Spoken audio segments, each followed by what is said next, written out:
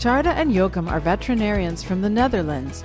They have founded a charity dedicated to helping animals in need all around the world. As part of their work, Tjarda and Joachim educate the people in the remote communities they serve about the benefits of caring for animals. They organize other veterinarians to join their worthy cause. They search out other animal care groups around the world and join forces with them, working together to keep nature in balance. Tjarda and Joachim met at veterinarian school.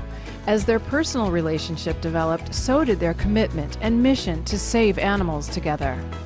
We started traveling animal doctors with our major goal, and that was helping out animals in need through animal welfare, through conservation. Because in the Netherlands and other wealthy places, the care is taken for granted. People have something with their dog, it has a cough, we go to the vet.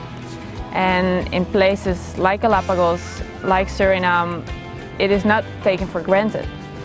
Outside the Netherlands there was a lot of problems with stray cats, stray dogs. National parks were having problems with the wildlife. So then I realized, well, my idealistic dream is to help out the animals in need, so that's what I should do.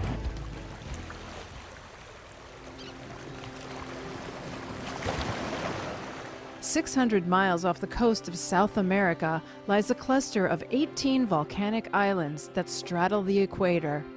This relatively minute land formation in the vast waters of the Pacific is called the Galapagos Islands. Well known for its miraculous collection of native species, the Galapagos Islands have become a symbol for the incredible development of life on Earth.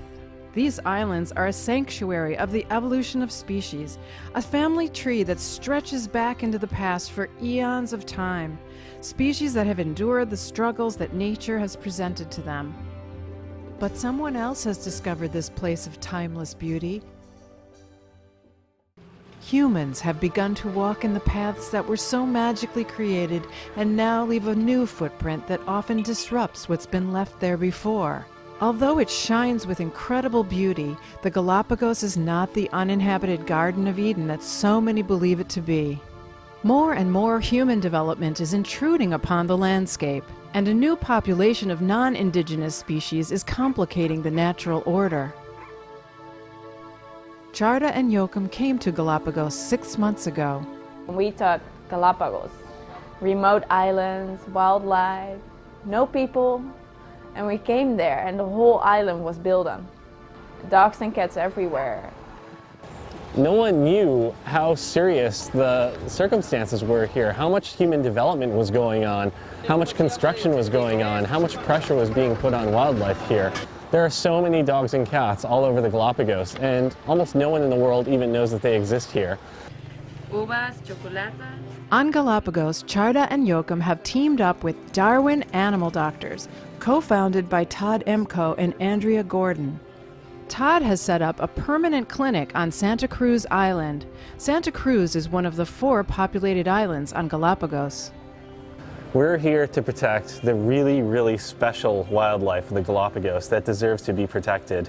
People just keep bringing animals in, and they're constantly being introduced onto the islands. The dogs and the cats will eat the Darwin finches, the marine iguanas. They play or attack the sea lions. That's really important that that doesn't happen, because there's already so much less sea lions, marine iguanas, finches than there used to be. If we can't protect this, what can we protect as people? If this represents everything that we want to protect and we don't end up protecting it, what good are we?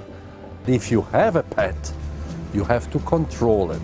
You have to be responsible. You have to respect. Because we are not on the continent, we are in Galapagos. If you are not careful, Galapagos suddenly goes. Why we're here is to educate the community and be a resource for them.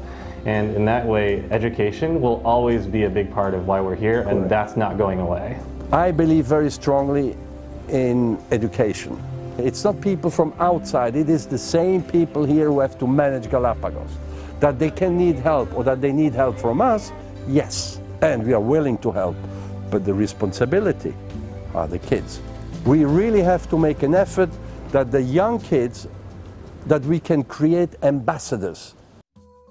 Today, like every other day, for millions and millions of years, a new morning takes shape on Galapagos, and the daily routine begins for the island's interesting inhabitants. Charda starts her day by providing some maintenance care for some of the local cats and dogs. In their 6 months on Galapagos, Charda and Joachim have cared for hundreds of animals. Other volunteers travel from all over the world to join Charda and Joachim. Hannah is a student from the States that's here for the first time in her life, seeing all these new things. And she was making up her mind if she wants to start veterinary science after college or if she wants to be a marine biologist. I kind of always wanted to be doing something with animals. I don't know, it's just with the animals it's different. And they don't gripe and complain all the time like some people do. They just want your help. Since we've been here so long, people start to recognize us on the streets. It's always a good feeling if you can help a sick dog. Oh my goodness. I already told her that if we're not doing it, that the dog will die in 3 days. Last one. His heart's still beating. Try it. He's alive. He's alive. Everyone's going to remember her forever. The owners already tried to give him vitamin K, which works for certain poison, but not the ones they normally use on Galapagos. Honestly, I wasn't sure we were going to be able to save him, but we did, and it felt great. And it just makes you feel like a superhero, like you're the vet superhero.